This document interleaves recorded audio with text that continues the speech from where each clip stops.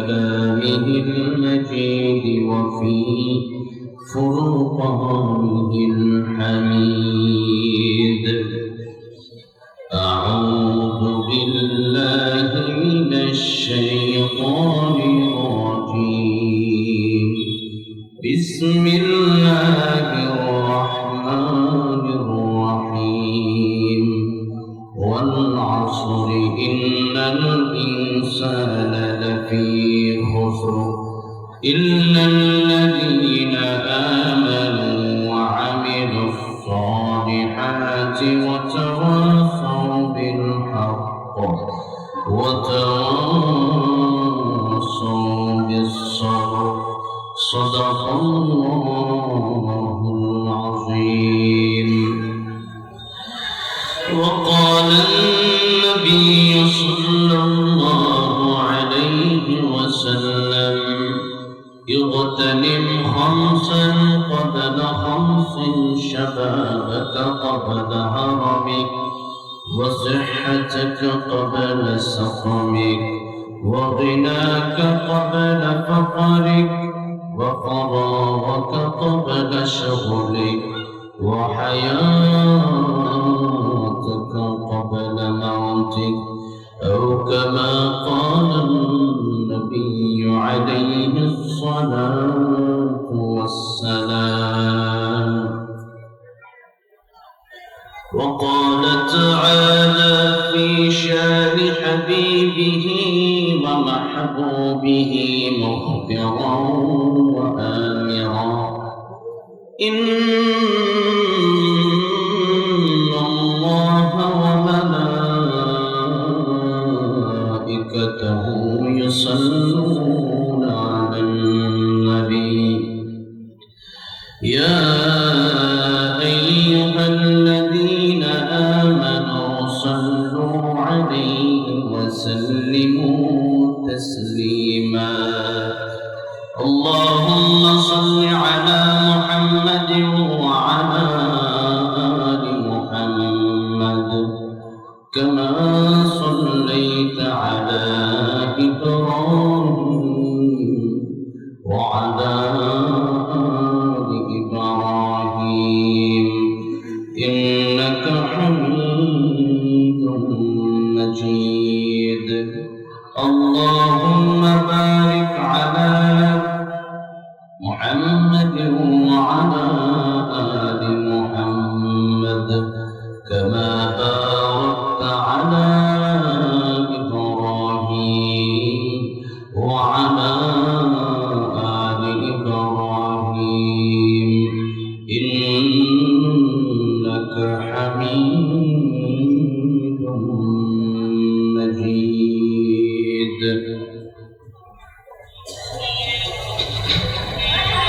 গাজীপুর টঙ্গী গাজীপুরা কেন্দ্রীয় ঈদগাহ ময়দানে দি সানশাইন স্কুলের উদ্যোগে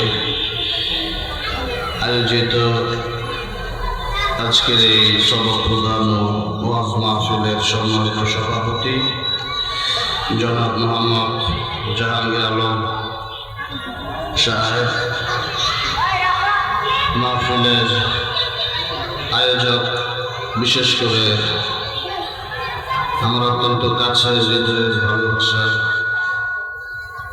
মোহাম্মদ আরিফুল ইসলাম আলম ভাই, উপস্থিত আমিনুল ইসলাম জেহাদি সাহেব, আরো আলোচনা করবেন মাওলানা ওলিউল্লাহ বিন মুজিব, হেলালুদ্দিন বেলালী সাহেব, আরিফুল ইসলাম রব্বানী সাহেব, মুফতি শফিউদ্দিন শিকদার সাহেব, মাহাদি বিন রফিক সাহেব, ওলিউল্লাহ সাহেব সহ অন্যান্য ওলামায়ে কেরামগণ। এই সুন্দর একটা প্রোগ্রাম প্রতি বছর আমার আরিফ ভাই করেন। দি সানশাইন স্কুল, আমার দেখা এই স্কুলটা অন্য অন্য হাজার হাজার স্কুলের চেয়ে অনেক ভিন্ন স্কুল। এই স্কুলটা শুধু দুনিয়ার শিক্ষা দেয় বিষয়টা এরকম না। এই স্কুলের ভিতরে আন্তর্জাতিক হাফেজে কোরআনদের মাধ্যমে, আলেমদের মাধ্যমে কোরআন শিক্ষা দেওয়া হয়। এই জন্য হাজার স্কুলের চাইতে এই স্কুল ভিন্ন। বাংলাদেশের প্রত্যেকটা স্কুল যদি এরকম হয়ে যেত, দি সানশাইন স্কুলের মতো, এই স্কুলের পরিচালককে দেখলে মনে হয়, এই স্কুলের পরিচালক মনে হয় একজন মাদ্রাসার পরিচালক। আলহামদুলিল্লাহ। এবং এলাকাবাসীর মানুষের সাথে আরিফ ভাইয়ের যেটা ব্যবহার, সবাই যথেষ্ট ভালোবাসেন আরিফ ভাইকে। তো এই জন্য প্রত্যেকটা স্কুল যদি এরকম হয়ে যায়, আমাদের মাদ্রাসাগুলো তো এখন বাংলা, অঙ্ক, ইংরেজি, ভূগোল, ইতিহাস সব শিক্ষা দেওয়া হয়। আর এই স্কুলটাতে বাংলা, অঙ্ক, ইংরেজি, স্কুলটা গাজীপুরের ভেতরে একটা সেরা স্কুল, পড়ালেখা খুব ভালো।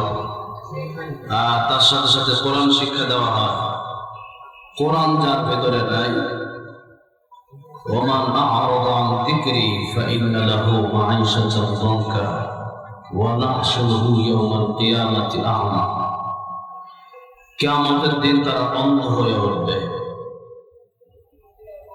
আল্লাহ জিজ্ঞাসা করবে, আল্লাহ এই কিয়ামতের দিন অন্ধ হয়ে উঠাইলা কেন? আল্লাহ বলবেন, এই পৃথিবীতে যত গ্রন্থ ছিল, মানব রচিত গ্রন্থ, এই গ্রন্থগুলো মানুষ রচনা করেছে, তা তোমরা পড়েছ, কিন্তু আমি যে গ্রন্থ নাজিল করলাম, যেই গ্রন্থের ভিতরে কোনো ভুল ছিল না। আল্লাহ রাব্বুল আলামিন বলছেন, যালিকাল কিতাবু লা রাইবা ফীহি হুদান লিল মুত্তাকিন।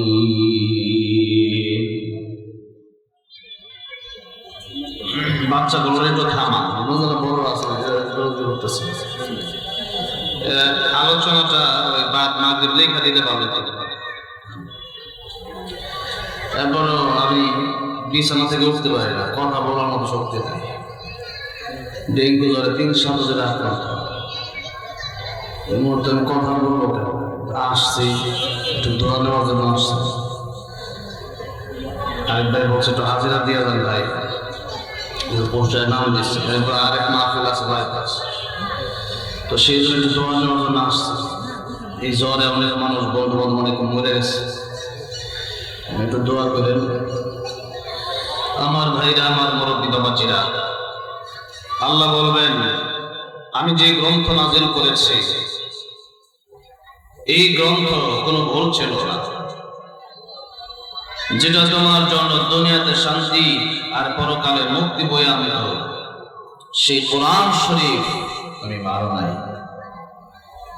সেই কোরআন শরীফ তুমি পড়ো নাই। আল্লাহ রাব্বুল আলামিন বলছেন, কিতাবুন আনজালনাহু ইলাইকা লিতুখরিজান নাসা মিনাদ-দুলুমাতি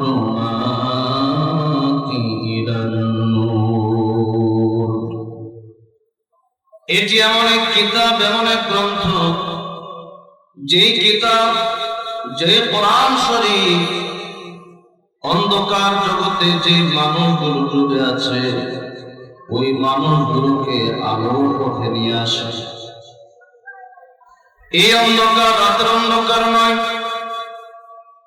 এই জুলুমাত রাতের জুলুমাত নয়, এই অন্ধকার হলো যারা আল্লাহ বিমুখ, যারা জাহান্নামের পথে আছে, এই অন্ধকার হলো জাহান্নামের অন্ধকার। আল্লাহ রাব্বুল আলামিন বলেন, ফারীকুন ফিল জান্নাতি ওয়া ফারীকুন ফিস সাঈর। কিয়ামতের ময়দানে দুইটা দলে আমি আল্লাহ রাব্বুল আলামিন মানুষকে বিভক্ত করব।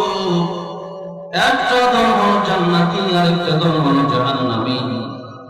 এই দুনিয়াতে মানুষ আওয়ামী লীগ করতে পারে, বিএনপি করতে পারে, জাতীয় পার্টি করতে পারে, জাসদ করতে পারে, হেফাজত চরমনাই করতে পারে। এই দুনিয়াতে মানুষ যতই দল করুক না কেন, কিয়ামতের ময়দানের ব্যাপার আল্লাহ রাব্বুল আলামিন বলছেন, কিয়ামতের ময়দানে দল হবে দুইটা, একটা দলের নাম জান্নাতি আর একটা দলের নাম জাহান্নামী। আর আলোর পথ হলো জান্নাতের পথ, অন্ধকারের পথ হলো জাহান্নামের পথ। কোরআন যারা শিখবে, কোরআন যারা মেনে নেবে, আজ থেকে ১,৫০০ বছর আগে যখন আল্লাহর কোরআন নাযিল হয়েছে, যেই মানুষগুলো আগে নারী দেখলেন নারীর ইজ্জত রক্ষা করবে তো দূরের কথা, বরং নারীর ইজ্জত যা লুণ্ঠন করে নিত, এই মানুষগুলোর সামনে যখন আল্লাহর কোরআনের বাণী পৌঁছায় দেওয়া হলো, এই মানুষগুলো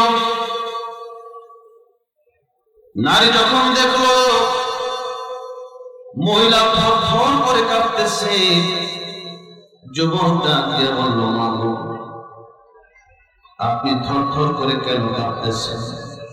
মহিলা ডেকে বলল, যুবক রে, এই আরবের লোকেরা এত নিকৃষ্ট, আরবের লোকেরা নারী দেখলে নারীর উপর ঝাঁপায় পড়ে নারীর ইজ্জত নষ্ট করে দেয়।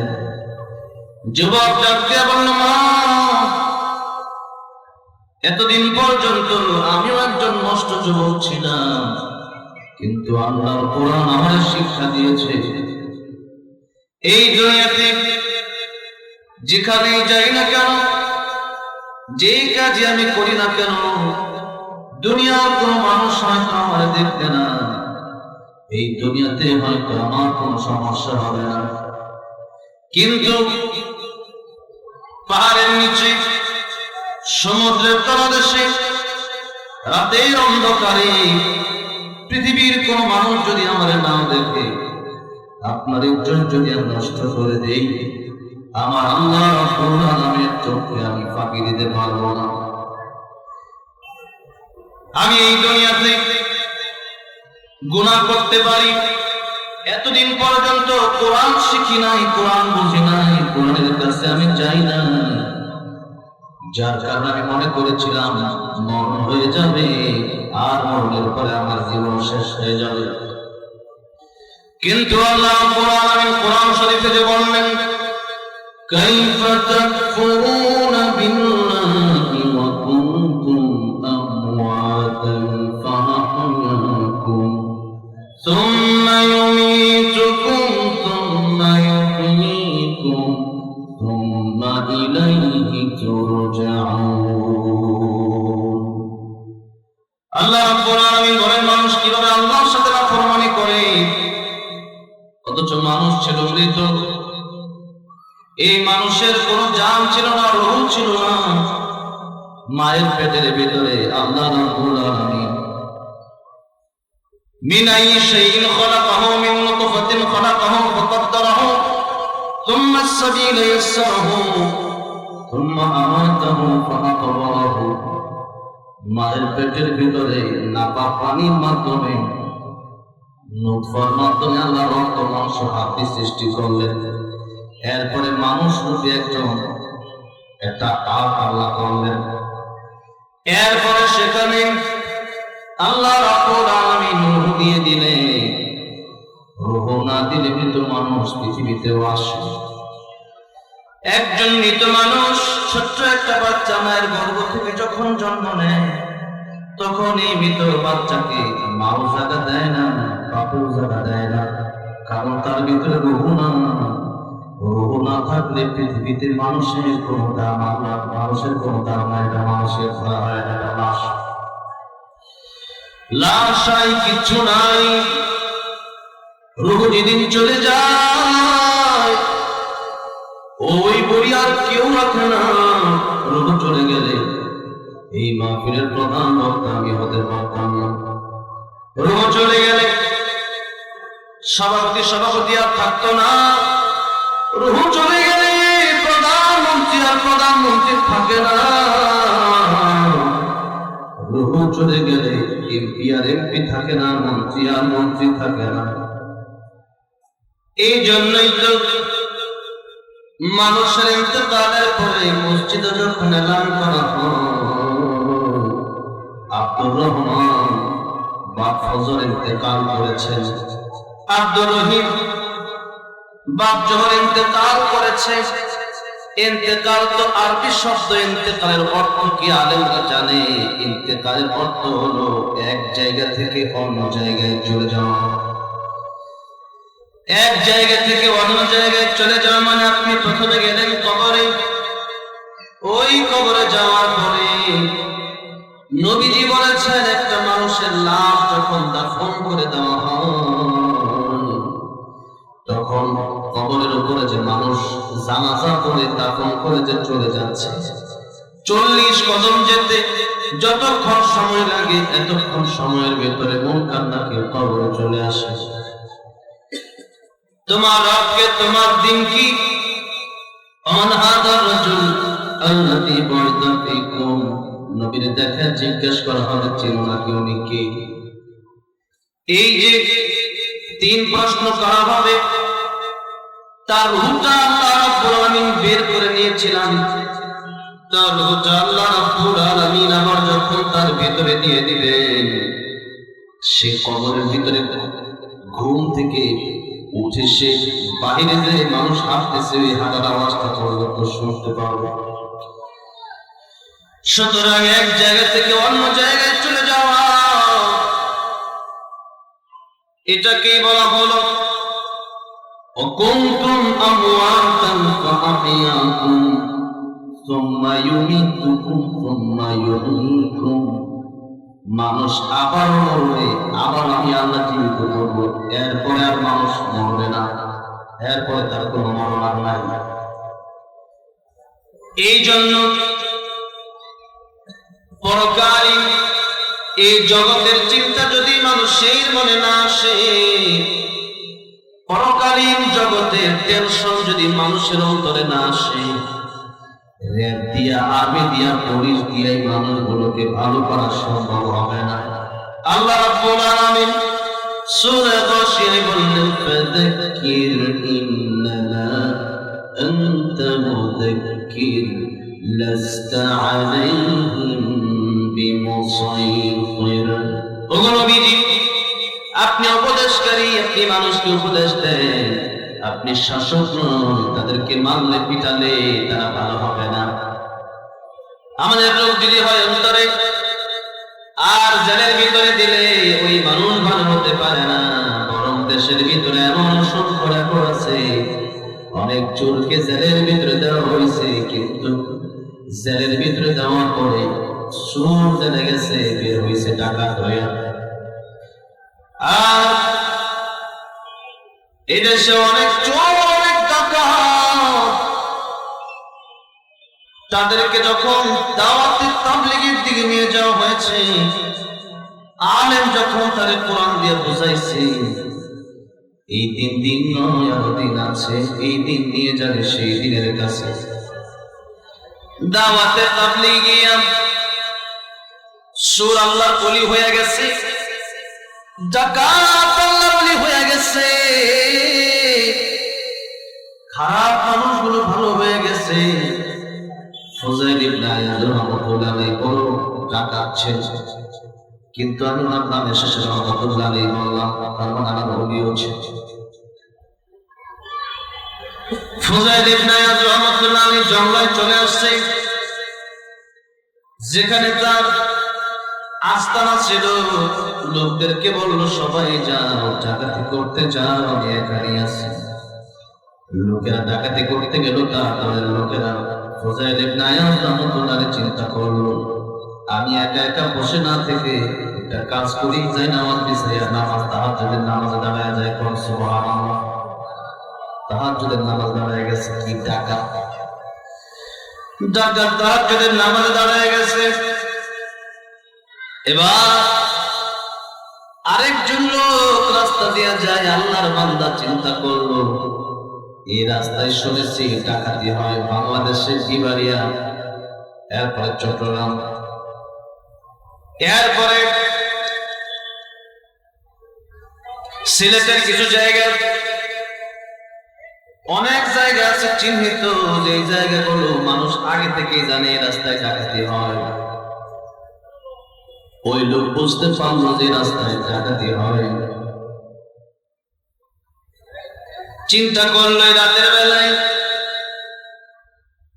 এই রাস্তা দিয়ে না গিয়ে এই জঙ্গলার মাঝখানে আমি কাটায় দিই, এটাই ভালো হবে।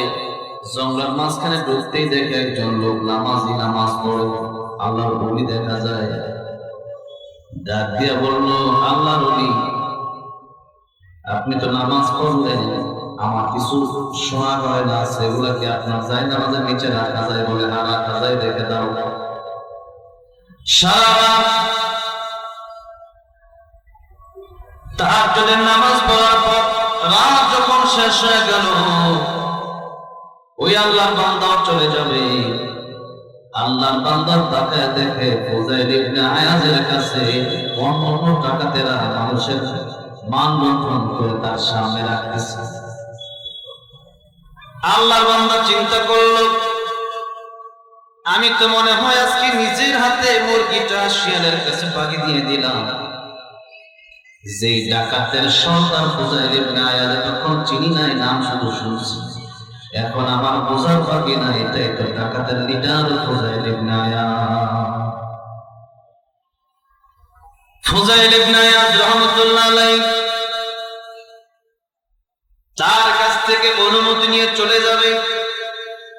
একবার চিন্তা করলো, মালামাল চাওয়ার দরকার নাই, মালের চেয়ে আমার জীবনের দাম বেশি, সম্পদের চাইতে আমার জীবনের দাম বেশি। চলে যাচ্ছে। আর মাঝখানে চিন্তা করলো, একবার তো চাওয়া যায়, একবার চাইয়া দেখে দেয় কিনা। বলল, আপনার কাছে এই মালামাল গুলো আমি রেখেছিলাম, আপনাকে তো মনে করেছিলাম আল্লাহর ওলি। আমি তো জানি না আপনাদের ডাকাতের সাথে আমার মালামাল গুলোকে নিয়ে যাওয়া যায়। ফুযাইল ইবনে আয়াজ রাহমাতুল্লাহ আলাইহি বলল, তোমার মাল তুমি নিশ্চিন্তে নিয়ে যাও। বলেন সুবহানাল্লাহ। অন্যান্য লোকেরা চিন্তা করলো, জাকাতের দলের লোকেরা বলল, ও লিডার, এত মালামাল মানুষকে ছুরি ধরে মানুষকে জবানবন্দি করে পরে আল্লাহ, আর আপনার চাই নামাজের নিচে এত স্বর্ণ মুদ্রা রাখলো, এত কষ্ট করে আমরা আল্লাহ ওইটা আপনি নিলেন, আর সে আপনার চাই নামাজের পরে রাখলো, এটা নিলেন না কেন? ফুযাইল ইবনে আয়াজ রাহমাতুল্লাহ আলাইহি ডাক দিয়া বলল, ডাকাতের লোকেরা,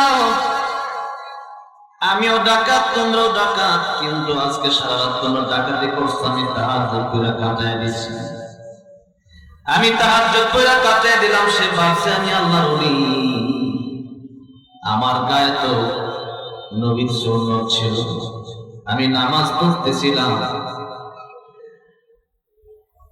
ও আমার দলের লোকেরা, আজকে যদি তার মালামাল আমি ফেরত না দেই, সে হয়তো ভাববে অন্য নামাজিরাও মনে হয় খারাপ, না আমার কারণে অন্য নামাজিরা খারাপ হতে পারে না। মালামাল বলতে দিয়ে দেওয়া হলো। ফুযাইল ইবনে আয়াজ রাহমাতুল্লাহ আলাইহি চলে যাচ্ছেন বাড়িতে, রাতের অন্ধকারে, শেষ রাতে, গভীর রাতে। শেষ রাতে যাওয়ার সময়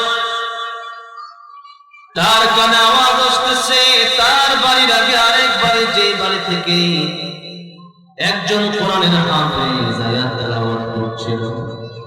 আলাম ইয়ানি লিল্লাযীনা আমানু আন তাখশা কুলুবুহুম লিযিকরিল্লাহ।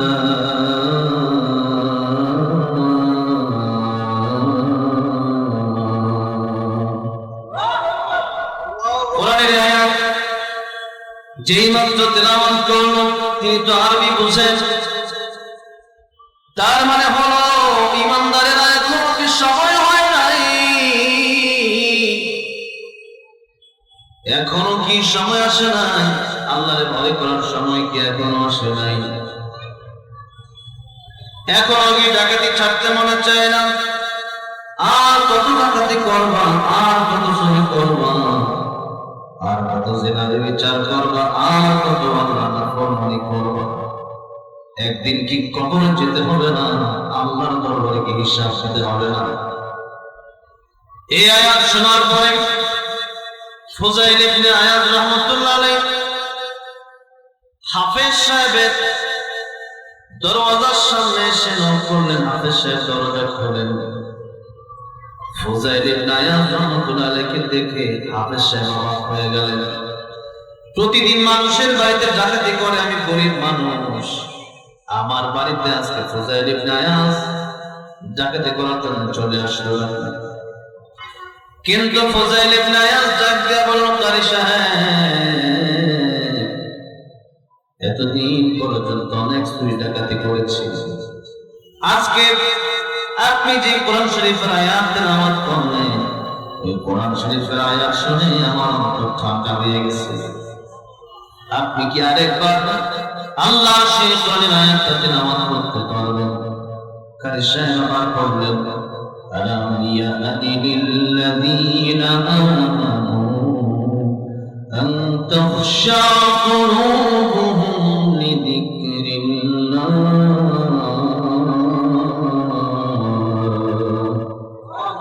আবার যখন তেলাওয়াত করল, সারা ডাকাতি করলো ফুজাইল ইবনে আয়াজ, লাল লাল দুইটা চক্ষু, কিন্তু এখন তাকায় দেখতেছে ফুজাইল ইবনে আয়াজের চোখ দিয়ে দরদর করে পানি পড়া শুরু হয়ে গেছে। ফুজাইল ইবনে আয়াজ ডাক দিয়ে বলল, কারি সাহেব,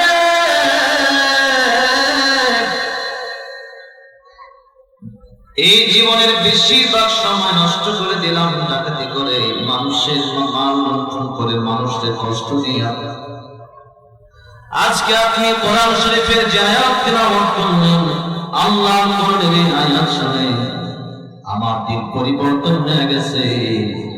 আপনার হাতে আমি হাত রাখলাম, আর তোমার মতো তোমার কন্যা, আজকের পর থেকে আর জিন্দেগিতে কোনোদিন আমি আর ডাকাতি করব না। ফুজাইল ইবনে আয়াজ রাহমাতুল্লাহ আলাইহি সেই দিন যে ডাকাতি ছেড়ে দিলেন, এখন ফুজাইল ইবনে আয়াজ রাহমাতুল্লাহ আলাইহি আল্লাহর এমন ইবাদতে মগ্ন হলেন যে ফুজাইল ইবনে আয়াজ রাহমাতুল্লাহ আলাইহি, ফুজাইল ইবনে আয়াজের নাম মেনে এখন মানুষ রাহমাতুল্লাহ আলাইহি বলে, ফুজাইল ইবনে আয়াজ রাহমাতুল্লাহ আলাইহি বলে, যুগ শ্রেষ্ঠ কবি আল্লাহ রাব্বুল আলামিন তাকে বানায় দিয়েছিলেন। কিসের মাধ্যমে? কোরআনের মাধ্যমে। বলতেছিলাম এই স্কুলটার ভেতরে যেমন বাংলা ইংরেজি শেখানো হয়, আল্লাহর কোরআন শেখানো হয়। এই জন্যে এরকম স্কুলগুলো বাংলাদেশে আরো তৈরি হয় বলে আমি। আমার ভাইরা, আমার মুরব্বি মুয়াজ্জিরান, খুতবার শুরুতেই সূরাতুল আসর তেলাওয়াত করলেন, একখানা হাদিস শরীফ পাঠ করলাম। আয়াত এবং হাদিস, সূরা এবং হাদিস থেকে একেবারে অল্প সময় কথা বলবো।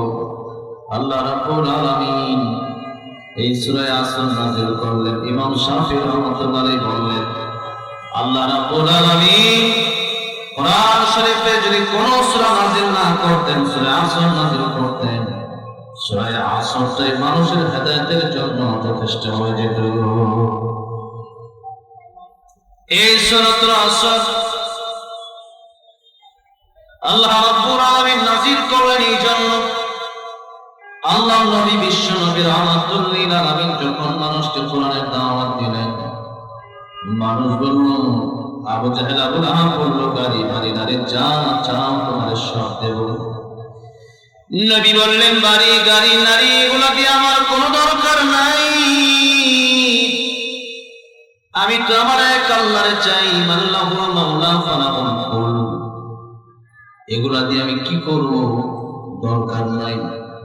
বলা হলো, হয়ে গেছে, এক কাজ করি তাহলে মিলে মিশে ভাগ করে নেই, ধর্ম যার যার, উৎসব সবার। আপনার ধর্মেও আমরা কিছুদিন নামাজ রোজা করব, আপনিও আমাদের ধর্মে কিছুদিন রোজা করবেন। আল্লাহ বলেন, কুল ইয়া আইয়ুহাল কাফিরুন লা আ'বুদু মা তা'বুদুন। ও কাফেররা, আমি যার ইবাদত করি তোমরা তা করো না, তোমরা যা করো আমি তার করি না। আর তোমরা যে মূর্তির সামনে মাথা নত করে দাও, আল্লাহ বলেন ইন্নাল্লাযীনা তাদউনা মিন দুনিল্লাহি লা ইয়াখলুকু যুবাবান ওয়া লাউ ইজতামা'ু লাহু ওয়া ইয়াসলুবহুমুদ যুবাবু শাইআন লা ইয়াস্তানকিযুহু মিন ضعفাত তালিব ওয়াল মাতলুব।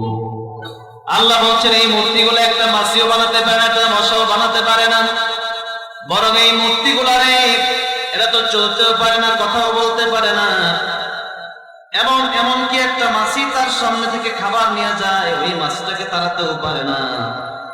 অথচ এই মূর্তির হাত হলো 10 গুণা, আমাদের হাত হলো 2টা। এই মূর্তিগুলা একটা মাছিও তাড়াতে পারে না, নিজে চলতে পারে না। দাওফাত তালিব, দুর্বল তো যে চায় সেও দুর্বল, আওয়াল মাতলুব, যার কাছে চাওয়া হয় সেও দুর্বল। অর্থাৎ মূর্তি তো দুর্বল, এমন দুর্বল, মানুষ যা দুর্বল তার চেয়ে বেশি দুর্বল হলো মূর্তি। আজান দিয়ে দিচ্ছে।